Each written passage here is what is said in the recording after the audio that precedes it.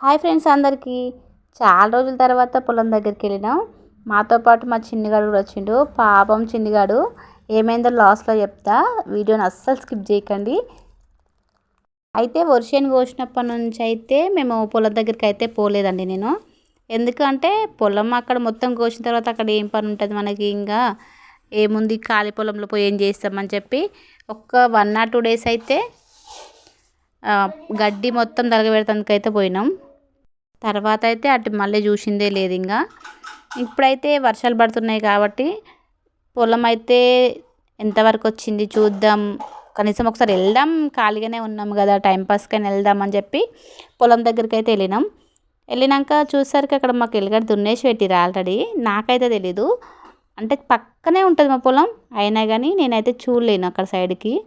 ఇంకా మనకి ఏం పని లేనప్పుడు అక్కడ ఏం పట్టించుకోం కదా, అందుకోసమే నేను చూడలేదు, వెళ్ళలేదు, కనీసం అడగను కూడా అడగలేదు నేను మా ఆయనని. ఎలుగడ్డ దున్ని పెట్టిరు. పొద్దున్న వర్షం వచ్చి ఉండే మాకు. అయితే ఎంతవరకు నానింది, ఏమన్నా మోటార్ పెట్టే అవసరం ఉందా లేదా అని చూద్దామని వెళ్ళినాము. అయితే ఇంతకుముందు ఎలుగడ్డ దున్ని పెట్టి, ఎలుగడ్డ దున్నడం అంటే ఒట్టి భూమినే దున్నుతాం కదా, ఒట్టి భూమిని దున్ని పెడితే అది గడ్డలు గడ్డలు వేసి ఉంటుంది.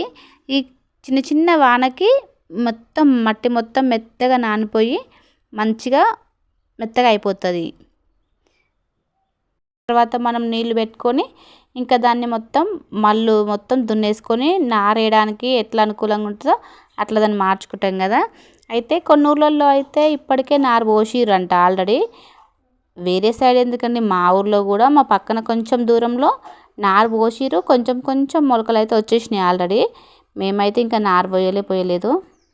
ఈ ఎండకు నారు పోసినా వర్షాలు లేనిది వేస్ట్ నాకు తెలిసి అయితే. ఎందుకంటే నారు పీకేటప్పుడు అంటే యాతకు వస్తుంది కదా నారు, ఆ టైంలో పీకేటప్పుడు అయితే అస్సలు రాదు చేతికి, మస్తు గట్టిగా ఉండి ఎయిర్ మొత్తం తెగిపోయి వేస్ట్ ఎక్కువ అయిపోతుంది, నారు అంతా ఖరాబ్ అయిపోతుంది.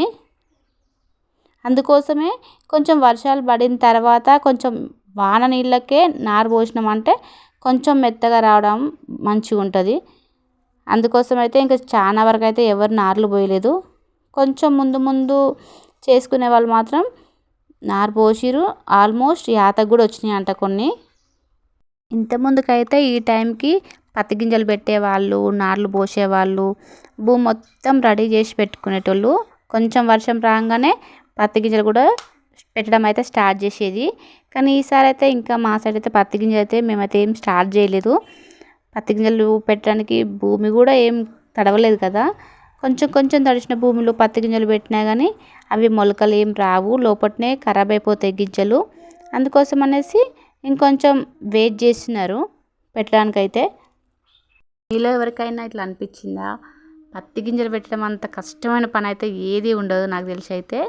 అసలు పెట్టేటప్పుడు చాలా ఈజీగానే అనిపిస్తుంది. కానీ ఈవినింగ్ టైంలో అయితే, మార్నింగ్ మొత్తం పెట్టి ఈవినింగ్ టైం అవుతుంది కదా, ఈవినింగ్ టైం అయిపోయిన తర్వాత నైట్ టైంలో కొంచెం సేపు పడుకున్నాక అప్పుడు ఉంటుంది టార్చర్. అసలు కాళ్ళు అస్సలు లేవనీయకపోగా అసలు నడవనీకి రాదు, కూర్చోనికి రాదు, ఏమీ రాదు.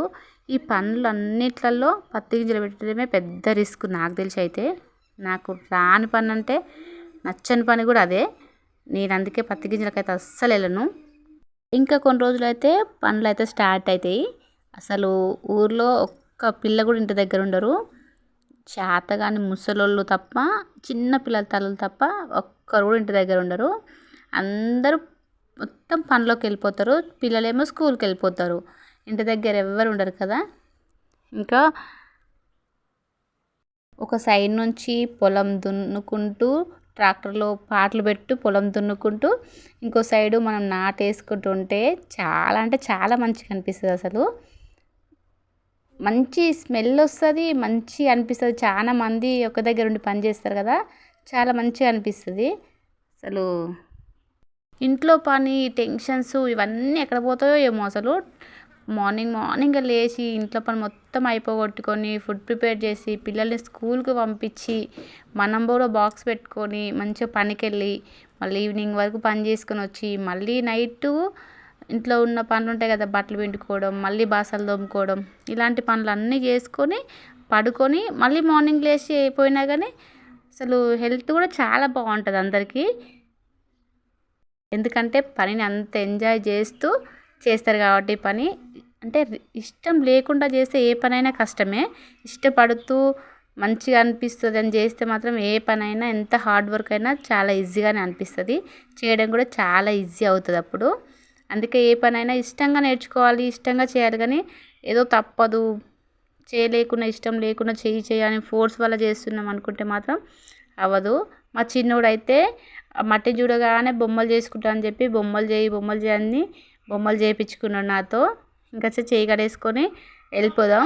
మా చిన్నోడు పాపం అని ఎందుకన్నానంటే పాపం ఒరల మించి నడవనికి రాక కింద పడిపోయిండు, అందుకోసమే పాపం మా చిన్ను అని చెప్పిన. చాలా రోజులైంది పనికి వెళ్ళక. ఈసారి అయితే నాట్లకు వెళ్ళాలి, పత్తి చేను కూడా పోవాలి, కానీ పత్తి గింజలకు మాత్రం వెళ్ళను నేను. ఓకే ఫ్రెండ్స్, మన ఛానల్ని సబ్స్క్రైబ్ చేసుకోండి. బాయ్.